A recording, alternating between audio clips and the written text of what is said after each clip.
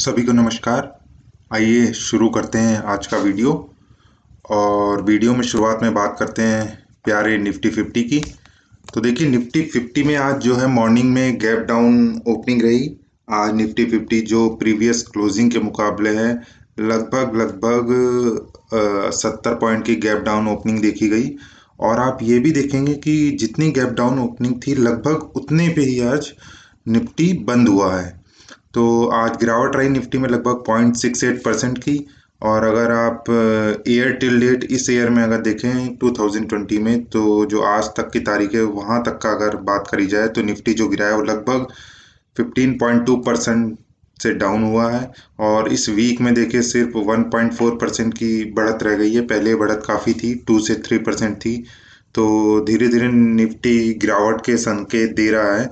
आइए आगे बात करेंगे कुछ और देखते हैं आज के चार्ट की। तो देखिए निफ्टी ने मॉर्निंग में गैप डाउन ओपनिंग करी, फिर काफ़ी नीचे गया, फिर ऊपर गया, फिर नीचे, और लगभग फ्लैट फ्लैट सा चलता हुआ फिर शाम में लगभग जितने पे गैप डाउन ओपनिंग हुई थी उतने पे आज बंद हुआ। निफ्टी की आज जो क्लोजिंग रही वो रही 10,312 पे। और जो आज ओपन हुआ था ये वो हुआ था 10,311 पे। जो हाई आज निफ्टी ने बनाया वो कुछ खासा नहीं था। हाई जो आज था वो था 10,337। सो ये थे निफ्टी के चार्ट की थोड़ी सी एनालिसिस। और निफ्टी ने आज गिरावट दिखाई है लगभग 0.68% की। आइए आगे बढ़ते हैं। बात करें सेक्टरल इंडेक्सेस के, तो जैसे कि निफ्टी में गिरावट देखी गई तो जो सेक्टर इंडेक्सेस हैं वो भी आज गिरावट में काफ़ी बंद हुए। जो ठीक ठाक से सेक्टर जिसने परफॉर्म किया वो देखिए निफ्टी एफएमसीजी था, जिसने लगभग 0.72% की बढ़त दिखाई, 214 पॉइंट बढ़कर वो बंद हुआ आज। और निफ्टी कंजप्शन देखिए सेकंड नंबर पे रहा बढ़त के मामले में, उसने लगभग 0.14% की बढ़त दिखाई। और जितने भी आप सेक्टर देखेंगे वो सब लालियाली में ही आज बंद हुए। निफ्टी बैंक भी आज लगभग 1% से डाउन रहा। और निफ्टी पीएसयू बैंक आज खासा 3.31% से डाउन रहा। निफ्टी रियल एस्टेट में देखेंगे, अगर रियल्टी में देखेंगे तो देखिए 3.55% की काफ़ी बड़ी गिरावट देखी गई। और निफ्टी कमोडिटी में भी देखिए 1.8% की गिरावट देखी गई। निफ्टी मेटल भी आज डाउन रहा, देखिए 2.64%। तो देखिए शेयर मार्केट की यही कहानी है, कभी कोई आगे कभी कोई पीछे, कभी कोई सेक्टर अच्छा परफॉर्म करता है कभी कोई सेक्टर।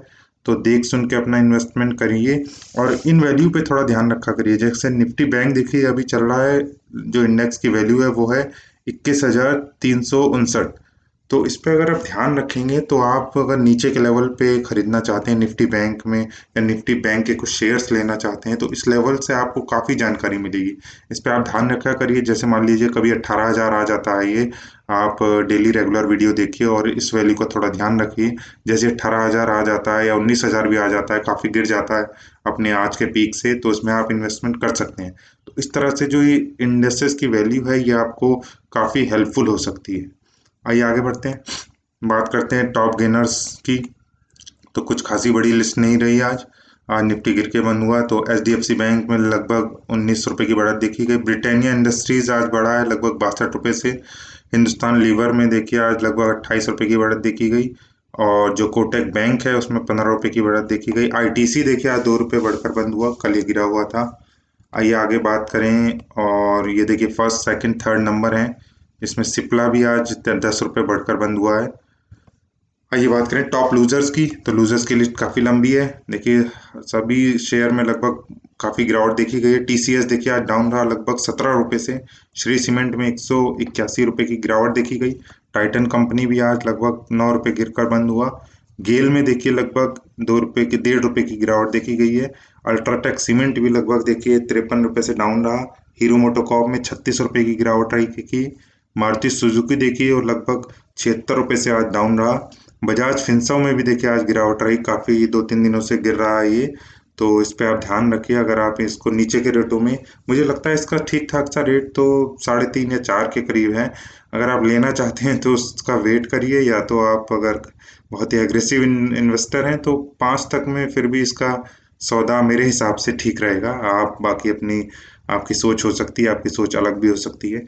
आइए आगे बढ़ते हैं और बात करें कुछ और गिरावट वाले शेयर्स की। तो देखिए टाटा मोटर्स भी लगभग 2 रुपये गिरकर बंद हुआ। आयशर मोटर्स में 360 रुपये की गिरावट देखी गई। एक्सिस बैंक देखिए आज काफ़ी गिरा है। बैंक सेक्टर आज पूरा गिरा हुआ था। लगभग 20 रुपये की गिरावट एक्सिस बैंक में आज देखी गई है।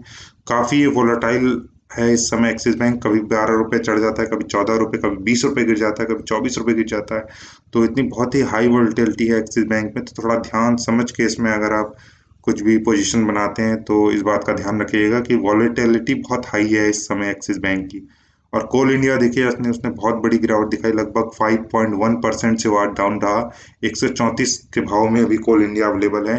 अब कोल का सेक्टर तो देखिए प्राइवेट प्राइवेट हो गया है, तो कोल इंडिया की जो मोनोपोली थी वो भी अब धीरे धीरे खत्म हो गई है, जैसे कि गवर्नमेंट ने कोल सेक्टर को प्राइवेट कर दिया है। तो इन सब बातों का आप ध्यान रखिए, रेगुलर न्यूज़ लेते रहिए, उसी के हिसाब से आप अच्छे शेयर्स पिक कर पाएंगे। इंडसइंड बैंक देखिए, लगभग 12.5 रुपये से आज डाउन रहा। एसबीआई में भी देखिए आज गिरावट देखी गई, जो लगभग 5.35 रुपये की थी। टेक महिंद्रा आज डाउन रहा लगभग 20 रुपये का। आइए आगे बात करते हैं, आगे बढ़ते हैं और चर्चा करते हैं कमोडिटीज़ की। तो देखिए गोल्ड में आज जो गिरावट देखी गई वो लगभग 60 रुपये की थी। सिल्वर के प्राइस में देखिए 280 रुपये की गिरावट देखी गई। कॉटन आज 210 रुपये से डाउन रहा। और इस वैल्यू का भी आप ध्यान रखा करिए, जो ये प्राइस वैल्यू है देखिए, जो गोल्ड की प्राइस वैल्यू है लगभग 48,000, मोटा मोटा आप समझिए कि 48,000 में अभी सोना चल रहा है। तो जो शेयर मार्केट में इन्वेस्ट नहीं भी करते और उनको डायरेक्ट कोई इन्वेस्टमेंट करना है, जैसे उनको गोल्ड लेके डालना है आज और 2-3 साल बाद बेचना है, तो इस वैल्यू पे थोड़ा, प्राइस पे थोड़ा ध्यान रखा करिए। जब ये 45 आए या 40 आए या 38 भी आ सकता है, कोई भरोसा नहीं गोल्ड के प्राइजेस का, तब आप इसको खरीदने की सोच सकते हैं। और बात करें क्रूड ऑयल की, तो देखिए आज उसमें बढ़त देखी गई, काफ़ी समय से गिरावट देखी जा रही थी क्रूड ऑयल में। देखिए क्रूड ऑयल अलग होता है और ये जो पेट्रोलियम, केरोसिन और डीजल जो हम यूज़ करते हैं, ये इनके रिफाइंड प्रोडक्ट होते हैं। मोटा मोटा आप समझिए जैसे रॉ मटेरियल है क्रूड ऑयल इन सब चीज़ों का। तो क्रूड ऑयल जो है वो आज बढ़त के साथ बंद हुआ, लगभग 35 रुपये की बढ़त। नेचुरल गैस जो देखिए वो लगभग 5.51% की उसमें बढ़त देखी गई, काफ़ी अच्छी बढ़त देखी गई। और आइए आगे बात करते हैं, बात करेंगे एफआईआईज और डीआईज की डाटा की। तो देखिए काफ़ी रोचक स्थिति आ गई है।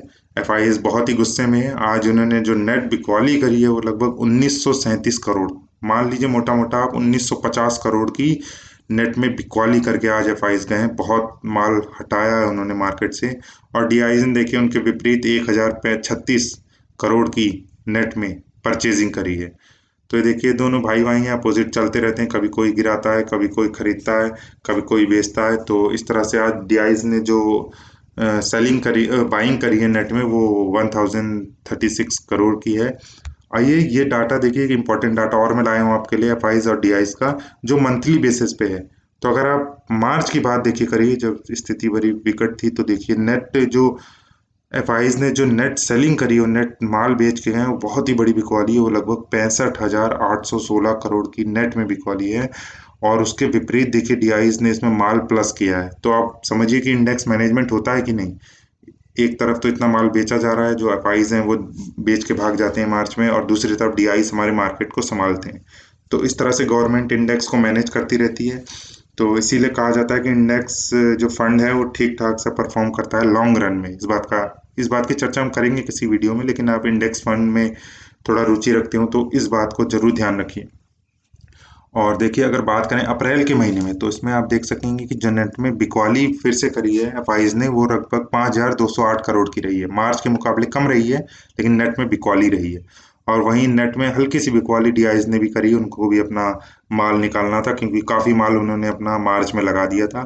और जो नेट में बिकवाली करी उन्होंने अप्रैल के महीने में, वो लगभग 117 करोड़ की है। अब देखिए बात करें मई की, तो देखिए उम्मीद ऐसा है कि कोरोना के चलते थोड़ा दिक्कतें हो गई थी इन दोनों महीनों में, लेकिन अब उम्मीद है कि सरकार को कि अब सब कुछ धीरे धीरे पटरी पे धीरे धीरे वापस आएगा।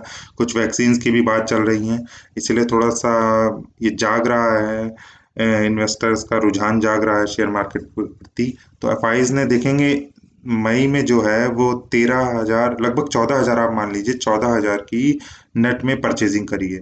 और सेम डीआईज में देखेंगे तो उन्होंने लगभग 12,300 करोड़ की नेट में परचेजिंग करी है। तो ये डाटा था मंथली बेसिस पे, तो आप समझ सकते हैं मोटा मोटा कि मंथ बेसिस पे जो बड़े बड़े इन्वेस्टर्स हैं एफआईज डीआईज, उनका रुझान कैसे जाता है। तो देखिए कितनी इन्फॉर्मेशन, कितनी यूजफुल इन्फॉर्मेशन है आपके लिए। तो अगर ये आप ध्यान रखेंगे तो कितना बेनिफिट हो सकता है अगर आप लॉन्ग टर्म इन्वेस्टमेंट करते हैं या पोजिशनल ट्रेडिंग करते हैं मंथली बेसिस पे, या उसके 1-2 मंथ बेसिस पे, या 1 ईयर के लिए भी बेसिस पे आप मान लीजिए, तो कितना इंपॉर्टेंट डाटा है देखिए ये। मई में जो है ऐसा लग रहा है कि ऐसा दिखाया जा रहा है कि मुझे तो यही लगता है कि दिखाया जा रहा है कि हालात सुधर रहे हैं। बाकी फंडामेंटली कुछ हालात जो देखे जाएँ वो सही नहीं है। आइए आगे बढ़ते हैं। बात करें कुछ मार्केट न्यूज़ की। देखिए कितनी इंपॉर्टेंट न्यूज़ है आज की। सिप्ला और बोहरिंगर ने जो है एक पार्टनरशिप करी है। वो 3 तरह की एंटी डायबिटिक ड्रग ला रहा है, ओरल एंटीबायोटिक ड्रग जो डायरेक्ट आप कंज्यूम कर सकते हैं। तो देखिए डायबिटिक की प्रॉब्लम तो बढ़ती जा रही है और उम्मीद है कि भविष्य में भी ऐसी बढ़ती जाएगी अगर हम ख्याल नहीं रखेंगे अपनी सेहत का। तो 3 एंटीबायोटिक ड्रग लाया है सिप्ला और बोइंगर मिलके। डीएलएफ में जो कहा है वो कहा है कि मॉल्स जो हैं वो गुरुग्राम में, जो गुड़गांव में मॉल्स हैं वो ओपन हो जाएंगे 1 जुलाई से। तो ठीक ठाक सी न्यूज़ है, लेकिन अभी इतना चहलकदमी नहीं रहेगी जैसे पहले भीड़ रहती थी, वैसे मॉल्स में शायद अभी ऐसी चहलकदमी ना रहे। अपोलो हॉस्पिटल्स ने देखिए एक पार्टनर ढूंढ रहा है, वो फोटोन थेरेपी कैंसर सेंटर के लिए। ये अपोलो हॉस्पिटल से रिलेटेड न्यूज़ है। सेल से रिलेटेड न्यूज़ ये आई है कि देखिए जो रोहूकुला स्टील प्लांट है उसने लगभग 6,000 टन के प्लेट्स के ऑर्डर लिए हैं यूरोपियन मार्केट से। तो ये अच्छी खबर है, विदेशों में सप्लाई बढ़ रही है सेल की। तो अभी सेल का आप जो दाम देखेंगे वो काफ़ी अट्रैक्टिव सा है। मैंने इसको आज देखा था, तो लगभग ये 30-20 के करीब है। और ये हाई भी लगभग इसका 52, हाई देखेंगे तो लगभग 70 के ऊपर है। तो अगर आप पोजिशनल ट्रेडिंग ठीक ठाक सी, लेकिन ध्यान रखिएगा अपनी रिसर्च करना, नहीं भूलना है, नहीं भूलना है, नहीं भूलना है। सेल में अगर आप चाहते हैं तो थोड़े शेयर थोड़े थोड़े करके मान लीजिए 30 में आपने आपको टोटल 500 शेयर लेने हैं। अभी आप 200 ले लीजिए। अगर गिरता है तो देखिए फिर से आप 100 ऐड कर सकते हैं। अगर बढ़ता है तो 200 को कंटिन्यू रखिए और थोड़ा लॉन्ग टर्म के लिए मान लीजिए 1-2 महीने या 1 साल तक के लिए भी आज इसमें, लेकिन अच्छा पैसा आप इसमें बना सकते हैं अगर सेफ्टी के साथ आप इसमें इन्वेस्टमेंट करेंगे। मल्टी बैगर भी हो सकता है। 30 से अगर 60 हो गया तो समझ लीजिए दुगना आपका पैसा हो जाएगा जितना आपने लगाया है। तो इस बात का ध्यान रखिए, थोड़ा इसके बारे में पढ़िए और फिर अपना सेल में इंटरेस्ट आप दिखा सकते हैं। आइए आगे बढ़ते हैं, बात करते हैं कुछ स्टॉक रिजल्ट्स की। तो देखिए स्टॉक रिजल्ट्स में पहली जो रिजल्ट्स है वो है हिंदुस्तान मीडिया वेंचर्स के, जिसके प्रॉफिट जो है वो इस क्वार्टर में बढ़े हैं 36% से। और एक खास शेयर की बात करें एमआरएफ लिमिटेड, जिसकी वैल्यू जो है शेयर की वो काफ़ी हाई रहती है, 50-60-70 हज़ार ऐसे में ट्रेड होता है। तो देखिए उसने प्रॉफिट दिखाया है लगभग 131% का इस क्वार्टर में, पिछले क्वार्टर से अगर हम कंपेयर करें। लेकिन जो उसकी सेल्स रही है वो घटी है, ये आप समझिए कि पिछली बार भी सेल्स कुछ खासा नहीं थी, इस बार जो सेल्स हैं वो उससे भी कम हुई हैं, लेकिन जो प्रॉफिट है पिछले बार के उससे नेट प्रॉफिट वो 131% से बढ़ा है। तो ये एमआरएफ से रिलेटेड ही न्यूज़ थी। अगर आप देखेंगे जो एक्सन कंस्ट्रक्शन इक्विपमेंट लिमिटेड, उसके हल्के से प्रॉफिट बढ़े हैं, उनके लगभग 12% से प्रॉफिट राइज हुए हैं। और वेल्पसन इंडिया लिमिटेड, देखिए ठीक ठाक सा ग्रुप है, इसके ऐड वैड काफ़ी आते रहते हैं, काफ़ी अलग अलग डिफरेंट सेक्टर्स में डाइवर्सिफाई है। और इसके जो प्रॉफिट बढ़े हैं वो देखिए लगभग 208% से प्रॉफिट बढ़े हैं और सेल्स ग्रोथ भी इसकी 3.9% रही है। तो काफ़ी अच्छे रिजल्ट्स दिखाए इस क्वार्टर में वेल्पसन इंडिया लिमिटेड ने। आइए बात करते हैं, अब बात करते हैं स्टैंड अलोन बेसिस पे कुछ रिजल्ट्स की। तो आप देखेंगे कि जीजी ऑटोमोटिव्स गियर लिमिटेड, इसकी बहुत ही हालत ख़राब हुई है, 150% से प्रॉफिट नेट में डाउन हुए हैं। और वेंकैस इंडिया लिमिटेड में अगर आप देखेंगे तो बहुत बड़ी गिरावट देखी गई नेट प्रॉफिट में, जो कि 423% की गिरावट है और सेल्स भी लगभग 20% से गिरे हैं। जीएम ब्रेवरीज लिमिटेड, देखिए इसमें काफ़ी लोग इंट्राडे और ट्रेडिंग, शॉर्ट टर्म ट्रेडिंग करते रहते हैं। तो देखिए इसके जो प्रॉफिट्स रहे हैं वो काफ़ी कुछ खास नहीं रहे, 27% से प्रॉफिट नेट में डिक्रीज हुए हैं। और बात करें अगर सुरभि इंडस्ट्रीज लिमिटेड की, तो देखिए इसने जो प्रॉफिट में गिरावट दिखाई है वो लगभग 180% की है ऑन एन एवरेज अगर देखें। तो ये भी काफ़ी बैड न्यूज़ है सुरभि इंडस्ट्रीज लिमिटेड के लिए। तो ये थी स्टॉक्स की चर्चा। आइए आगे बढ़ते हैं और आज देखिए फिर से एक इम्पॉर्टेंट बात करते हैं। अब मुझे आप एक बात का जवाब दीजिए इस छोटे से सेंटेंस को पढ़ के, क्या आप ये समझते हैं कि शेयर मार्केट गैम्बलिंग है? गैम्बलिंग है क्या? है शेयर मार्केट एक जुआ है? मैं आपसे एक क्वेश्चन पूछ रहा हूँ, आप मन में सोचिए, थोड़ी देर विचार करिए और फिर अपना जवाब कमेंट में लिखिए। क्या आप सोचते हैं कि शेयर मार्केट एक जुआ है?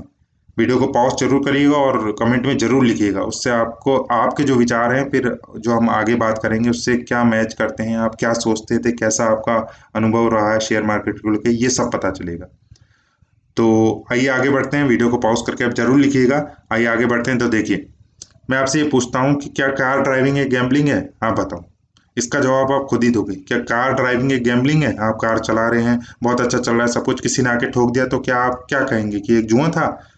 क्या एक जुआ था कि मैं तो अच्छा चल रहा था, सब कुछ ठीक था, और किसी ने आके ठोक दिया तो ये एक जुआ बन गया कि मेरी मृत्यु हो गई या किसी और की मृत्यु हो गई। तो क्या है कि ये जुआ है या नहीं? आप सोच के देखिए, थिंकिंग करिए आप थोड़ी सी। आइए आगे बढ़ते हैं।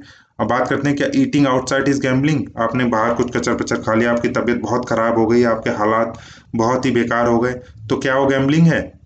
आप खुद इसका आंसर दीजिए, खुद सोच समझिए। आप बताइए मुझे, क्या ईटिंग आउटसाइड, क्या बाहर का खाना पीना जो हम कचर पचर खाते रहते हैं, क्या वो गैम्बलिंग है? ठीक है, इसके आगे बढ़ते हैं। आप मुझे बताइए कि टू व्हीलर आप ड्राइव करें विदाउट हेलमेट, तो क्या वो गैम्बलिंग नहीं है? क्या वो गैम्बलिंग नहीं है? एक्सीडेंट रोज रोज तो होते नहीं, आपको पता होगा। साल में अगर एक बार भी एक्सीडेंट हो जाए तो आपके वारे न्यारे हो जाएंगे, आप बहुत लंबे हो जाएंगे, लंबे, आप समझ रहे हैं ना, लंबे हो जाएंगे। तो क्या गैम्बलिंग है? क्या टू व्हीलर को राइड करना विदाउट हेलमेट गैम्बलिंग है या नहीं? आइए आगे बढ़ते हैं। आप बताइए मुझे, ड्रिंकिंग, जो ड्रिंक करते हैं लोग, एक्सेसिवली ड्रिंक करते हैं जो बहुत ज़्यादा, दिन रात सुबह शाम, क्या वो गैम्बलिंग नहीं? क्या वो गैम्बलिंग नहीं? आप रियल लाइफ से कंपेयर करिए ना, देखिए, आप बताइए ना मुझे, शेयर मार्केट गैम्बलिंग है? तो है तो बताइए, कार ड्राइविंग गैम्बलिंग है? बाहर खाना गैम्बलिंग नहीं है? या टू व्हीलर को ड्राइव करना विदाउट हेलमेट गैम्बलिंग नहीं है? या ड्रिंकिंग एक्सक्लूसिवली दिन रात पीते रहना, क्या वो गैम्बलिंग नहीं है? आगे आगे बढ़ते हैं, बताइए। Making excuses in life is gambling, क्या बताइए, अब कितना बड़ी चीज है ये, आप बताइए सोच के कि क्या जिंदगी भर एक्सक्यूज बनाते रहना क्या गैम्बलिंग नहीं है? कि मैंने ये नहीं किया, मेरे पास ये नहीं था, मेरे पास वो नहीं था, मैं ये नहीं कर पाया, मैं ऐसा नहीं कर पाया, मैं वैसा नहीं किया, क्या ये गैम्बलिंग नहीं है? क्या शेयर मार्केट से देखिए रिलेशन नहीं है इसका? आगे आगे बढ़ते हैं। अब आप मुझे बताइए, फ्लाइंग जो आप करते हैं, फ्लाइट में जाते हैं, तो क्या वो गैम्बलिंग नहीं हुई? अगर कुछ भी 0.01% प्रोबेबिलिटी होती है, अगर एरोप्लेन में कुछ खासी अच्छी दिक्कत आ जाए, तो क्या वो लाइफ के संग गैम्बलिंग नहीं हुई? और आप फाइनल मुझे बताइए, क्या living of life is gambling नहीं है? क्या आप जो जी रहे हैं, डेली आप जीते हैं, इधर उधर जाते हैं, घूमने फिरने जाते हैं, तो कभी भी कुछ भी हो सकता है ना, खतरा हर जगह है। तो हम क्या कर सकते हैं इन सब मामलों में? हम क्या कर सकते हैं कि सेफ्टी रख सकते हैं। तो यही तो मैं आपको बात समझाना चाहता हूँ कि शेयर मार्केट को गैम्बलिंग की तरह मत समझिए आप, इसमें सेफ्टी रखिए, चलते रहिए, बढ़ते रहिए आगे, लेकिन सेफ्टी के साथ। तो अगर आप सेफ्टी के साथ रहेंगे तो सब कुछ अच्छा रहेगा। कार ड्राइव सेफ्टी के साथ करेंगे तो अच्छा रहेगा। बाहर देख दाख के सुन का खाना भी है तो देख दाख से ठीक ठाक सी जगह पे खाएंगे तो सेफ्टी रहेगी। हेलमेट पहन के गाड़ी चलाएंगे तो सेफ्टी रहेगी। ड्रिंक कभी कभार करेंगे या नहीं ज़्यादा एक्सेसिवली करेंगे तो सेफ्टी रहेगी, शरीर की सेफ्टी रहेगी। एक्सक्यूजेज नहीं बनाएंगे, अपना काम की अपनी रिस्पॉन्सिबिलिटी लेंगे तो सेफ्टी रहेगी। और फ्लाइट का तो नहीं कह सकते कि फ्लाइट में आप जाना छोड़ दीजिए, ऐसा नहीं है, लेकिन सेफ्टी के साथ। आपको पता है कि थोड़े से दिक्कतें आ रही कुछ एयरलाइंस के साथ, कुछ एयरलाइंस के जहाज कुछ ठीक नहीं है, पुराने मॉडल, तो उनसे बच के रहिए। यही हम सेफ्टी रख सकते हैं ना, अल्टीमेटली हम सेफ्टी रख सकते हैं। बाकी भगवान के आगे तो कोई नहीं टिक पाया, भगवान। और शेयर मार्केट में भी बहुत भगवान होते हैं जिसके चर्चा हम कभी करेंगे। और जो लाइफ है उसमें हम सेफ्टी के साथ जी सकते हैं। तो यही मेरा कहना है कि शेयर मार्केट में जो है वो हम सेफ्टी रख सकते हैं। तो इसीलिए मैं आपसे पूछता हूँ कि शेयर मार्केट एक गैम्बलिंग है? तो अब इसका जवाब उम्मीद है आपने पॉज करके लिखा होगा, उसके बाद आपको समझ में आया होगा कि किस तरह से ये चर्चा आगे बढ़ी है। आइए आगे बढ़ते हैं, हम बात करेंगे प्यारे सेक्शन बर्ल डील्स की। तो देखिए इसमें, देखिए तो जो इनोवा थिंक लैब लिमिटेड है उसमें देखिए सेलिंग हुई है लगभग 75,000 शेयर की। इसको ध्यान रखिए, ध्यान रखिए, इसको सेलिंग हुई है इसमें 75,000 शेयर्स की।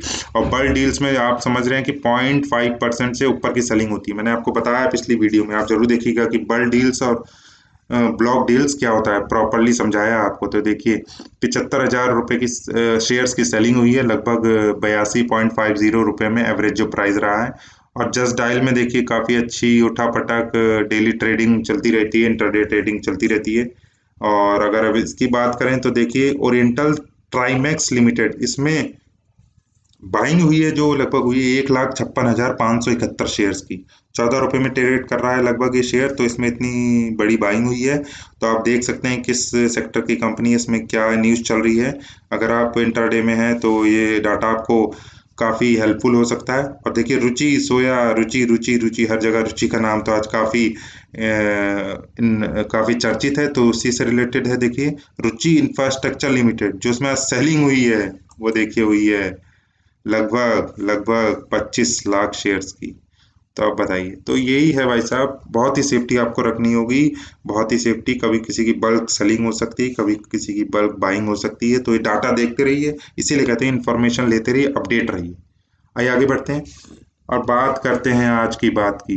तो सीधी सी बात मैं आपको बताऊंगा, वीडियो काफी लंबा हो रहा है तो जल्दी से इस बात में चर्चा करते हैं। तो देखिए सुनिए, पढ़ना सुनना समझना, तभी शेयर बाजार में उलझना।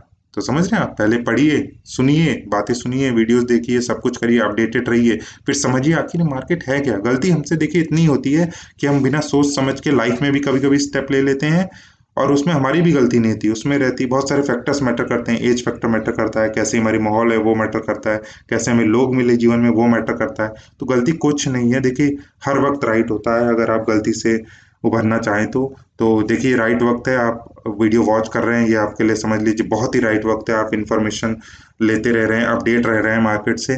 तो ध्यान रखिए कि पढ़िए, सुनिए, समझिए, देखिए सब कुछ, थोड़ी सी जानकारी ले लीजिए, उसके बाद ही शेयर बाजार में आइए, तभी आप सेफ रह पाएंगे। और ध्यान रखिए और सेफ्टी का, आप ध्यान रखिए, मैं हर वीडियो में सेफ्टी की बात करता रहता हूँ, तो बहुत ही ध्यान रखिए शेयर बाजार में भी सेफ्टी का। अंत करता हूँ अपनी वीडियो का, उम्मीद है आपको पसंद आई होगी, लाइक और सब्सक्राइब जरूर करिए। और हाँ, अगर आप डायरेक्ट स्टॉक्स में डील करना चाहते हैं और अपने अच्छे प्रॉफिट बनाना चाहते हैं, मैंने स्मॉल केस अपने कुछ शेयर्स करे हैं, देखिए एक वीडियो भी है स्मॉल केस से रिलेटेड, तो आप उसमें देख सकते हैं और मुझे पर्सनली कांटेक्ट कर सकते हैं, तो हम आगे उस पर चर्चा कर सकते हैं।